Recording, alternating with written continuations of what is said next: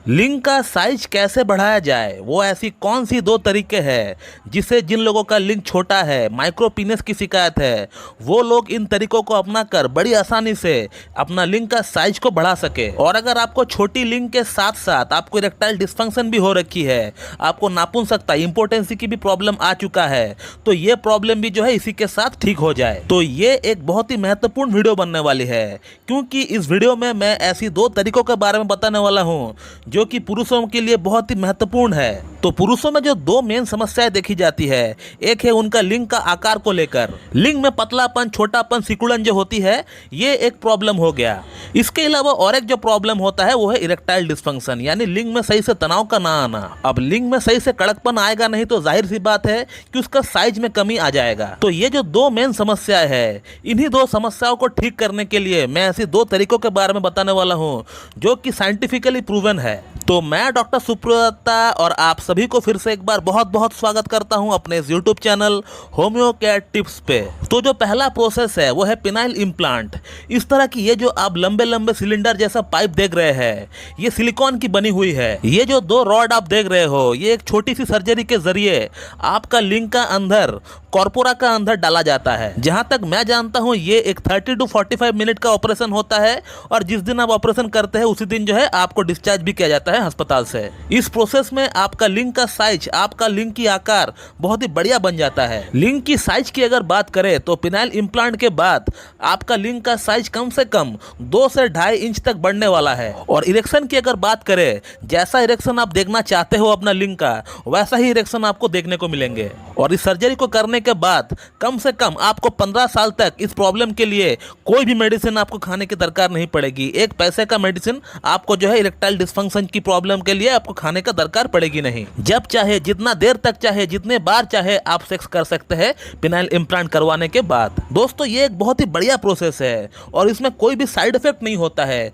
ये सबसे इसका बड़ा प्लस पॉइंट है। लेकिन ये बहुत ही एक्सपेंसिव है। इसका जो खर्च आता है वो इंडियन रुपीस के अकॉर्डिंग कम से कम 2 से 2.5 लाख की पड़ती है। अगर आप इतना खर्च कर सकते हैं, आप फिनेंशियली उतना स्ट्रांग है, और इसके अलावा आपका अंदर एक गट्स भी है इस तरह की सर्जरी को करने के लिए, तो फिर आप बेझिझक, बिल्कुल मैं कहूंगा आपको, इस तरह का जो सर्जरी है आप इसके बारे में सोचिए। और अब बात करते हैं अगला प्रोसेस के बारे में। तो दोस्तों अगला जो तरीके के बारे में बताने वाला हूं मैं आपको, ये भी बहुत ही बढ़िया है, ये भी जो है साइंटिफिकली प्रूवन है। तो इस प्रोसेस को भी आप अपना कर अपना लिंग का साइज और गिर्थ दोनों को बढ़ा सकते हैं। और उसी के साथ अगर आपको इरेक्टाइल डिस्फंक्शन की प्रॉब्लम है, नापुंसकता की प्रॉब्लम है, तो इस प्रॉब्लम को भी आप बड़ी आसानी से ठीक कर सकते हैं। तो जिस प्रोसेस का मैं बात कर रहा हूं वो है होम्योपैथिक ट्रीटमेंट के जरिए। दोस्तों आप लोगों ने ऑलरेडी देखा है कि मैं कैसे अपना पेशेंट का लिंग का साइज को बढ़ाता हूं और इरेक्टाइल डिस्फंक्शन की प्रॉब्लम कैसे ठीक करता हूं। ढेरों केस हिस्ट्री, ढेरों रिव्यूज हमने आज तक इस चैनल के ऊपर डाल चुके हैं, वो भी प्रूफ के साथ। जो हमारे चैनल को सब्सक्राइब करके रखे हुए हैं बहुत दिनों से,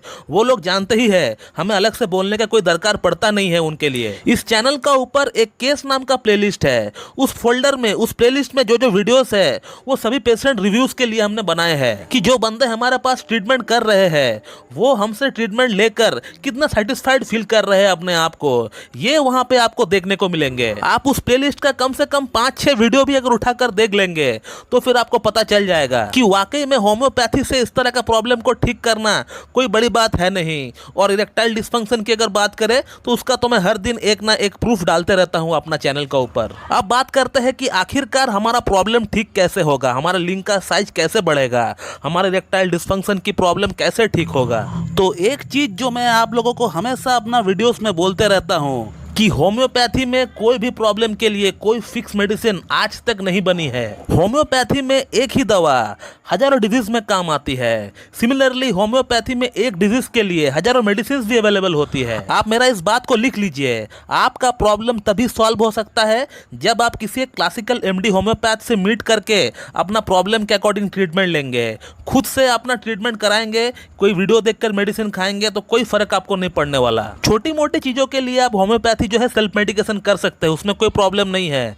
लेकिन जब आपको सवाल आता है कोई बड़ा डिजीज को ठीक करने का, या फिर ऐसा कोई डिसऑर्डर जिसको आपको ठीक करना है, तब आप बिल्कुल भी सेल्फ मेडिकेशन ना करें, क्योंकि मेरे ख्याल से आप लोग एक बात तो जानते ही होंगे कि होम्योपैथी में जो मेडिसिन दी जाती है वो आपका लक्षण के आधार पर दी जाती है। अब आपका लक्षण कोई भी मेडिसिन से मैच कर सकता है, वो सल्फर भी हो सकता है, वो लाइकोपोडियम भी हो सकता है, वो कैलकेरिया कार्ब भी हो सकता है, वो नाइट्रोमूर भी हो सकता है, कुछ भी हो सकता है। 93 होम्योपैथी में बड़ी पॉलीक्रस्ट रेमेडी है, उसमें से कुछ भी लक्षण आपका लक्षण हो सकता है।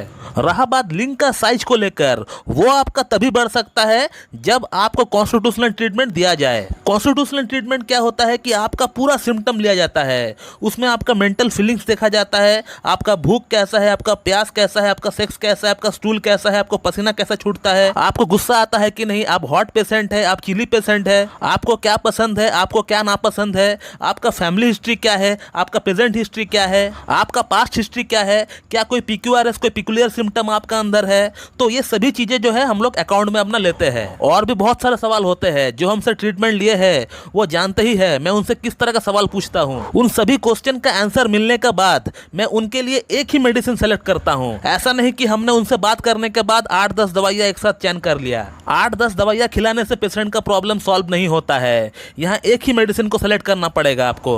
उसी एक मेडिसिन को आपको जो है सही पोटेंसी में पेशेंट को खिलाना पड़ेगा लंबे समय के लिए, और बीच बीच में एक नोस्रोड आपको डालना पड़ेगा, तभी जाकर आपका प्रॉब्लम ठीक हो सकता है। तो एक प्रोसेस है पिनाइल इम्प्लांट का और दूसरा प्रोसेस है होम्योपैथिक ट्रीटमेंट का। दोनों ही प्रोसेस में आपको सक्सेस मिलता है, लेकिन आप पे डिपेंड करता है कि आपको कौन सा तरीके, कौन सा प्रोसेस को आपको अपनाना है। अगर आप फिनेंशियली स्ट्रांग है, आपका अंदर गट्स है इस तरह का सर्जरी को करने का, तो आप पिनाइल इम्प्लांट के बारे में सोचिए। और अगर आपका अंदर उतना गट्स नहीं है इस तरह का सर्जरी को करने का, तो फिर मैं आपको कहूंगा कि आप होम्योपैथिक ट्रीटमेंट कराइए। किसी एक अच्छी MD क्लासिकल होम्योपैथ के पास जाकर उनके सामने बैठकर पूरा एक थॉरोली केस टेकिंग उनको दीजिए। डॉक्टर साहब आपको जो जो सवाल पूछता है वो सभी सवालों का जवाब आप उनको दीजिए सोच समझकर, और वो आपका सभी सवालों का जवाब जानने के बाद आपको एक ही सिंगल रेमेडी देगा।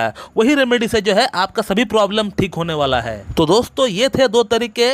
मैं आशा करता हूँ कि आप लोगों को मेरा ये वीडियो पसंद आएगी। So thank you very much and have a good day.